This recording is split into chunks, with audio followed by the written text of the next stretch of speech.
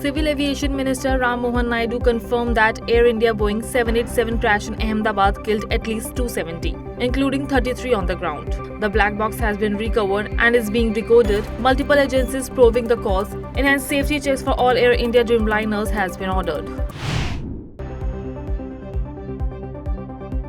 Air India flight AI-171 crashed in Ahmedabad on June 12. The Civil Aviation Minister formed a high-level probe committee to investigate the cause. The committee will review standard operating procedure and recommend new guidelines. DGCA has also ordered immediate safety inspections for all the Air India Boeing 787 Dreamliners.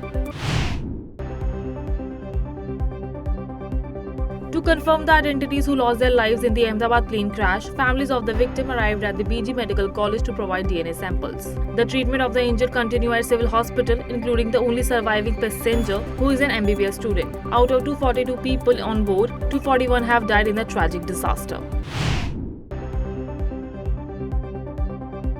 A new video of the wreckage of crashed AI-171 flight in Ahmedabad has surfaced, showing a rear section of the plane completely broken. The video further illustrates the severity of the tragedy.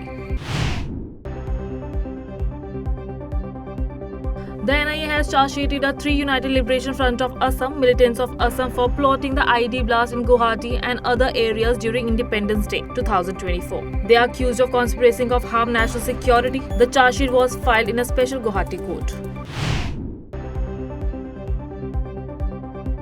Police have been taken a major action in the case of cow's head being thrown in a Hanuman temple in Assam, Dhurbi. Chief Minister Himanta Biswa Sarma stated that 36 accused were arrested in overnight raids. The incident occurred the day after Bakrid. Now the cow's head was discovered in the temple. Sarma said the communal group named Naveen Bangla is active in Dhurbi.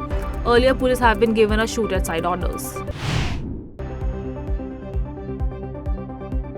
Delhi BJP government is set to implement a new excise policy soon. Chief Minister Rekha Gupta announced on Friday that the policy will include scientific testing of liquor quality, digitization of sales, measures to prevent illegal sales, and transparency in licensing process. A committee headed by Chief Secretary Dharmendra Kumar is working for all these aspects. Iran has launched a series of missile attacks on Israel, with several missiles hitting on the city of Tel Aviv, causing significant damage and reports of fires. At least 21 people have been injured in the attack, with 2 in critical condition. Iran's action is a retaliation of Israeli strikes on Iranian military commanders and nuclear facilities.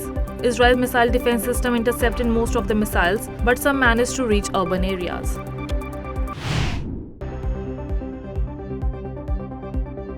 Amid ongoing military tensions between Iran and Israel, the foreign country of both countries spoke with the Indian External Affairs Minister S. Jaishankar by phone. S. Jaishankar held detailed discussion with Israel's Foreign Minister Gideon Sa'ar and Iran's Foreign Minister Saeed Abbas Araghchi on the region's situation. India has called for peace and stability in the region. Both sides informed India for their respective position and concerns. The Israeli army shared an incorrect map of India on social media, which was reported alongside an update related to Israeli strikes in Iran. After objections of Indian user, the Israeli Defense Forces apologized, stating that the borders were not depicted correctly. In its statement, the IDF said, "This post was only meant to provide a glimpse of a region and did not accurately depict borders. We apologize if anyone was hurt." India and Canada have agreed to share intelligence on terrorism and international crimes.